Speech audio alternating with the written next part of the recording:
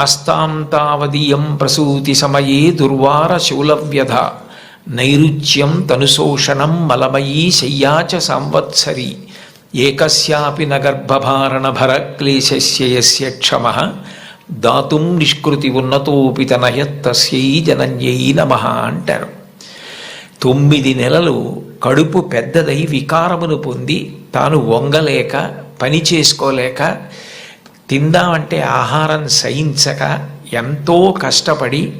తాను మరణ సదృశమైనటువంటి వేదన పొంది అన్ని నిప్పులు పడి బిడ్డని ప్రసవించి ఆ బిడ్డకి పాలిచ్చి పెంచి పెద్ద చేసి ఏడాది పాటు చలికాలం లేదు, వర్షాకాలం లేదు, మంచంలోనే మలమూత్ర విసర్జన చేస్తే ఆ మలమూత్రములను తుడిచి కడిగి బిడ్డని రక్షించి తాను ఉపవాసాలు చేసి చిట్ట చివరికి అవసరమైతే పిల్లవాడు ఎంత పెద్దవాడైనా వాడికి ఏదైనా కించిత్ అనారోగ్యం కలిగిందంటే భయం వేసినటువంటి మనసుతో నా ఆయుర్దాయం కూడా నువ్వే పోసుకొని బ్రతుకని అనగలిగినటువంటి వ్యక్తి ప్రపంచంలో ఉంటే అది అమ్మ ఒక్కతే.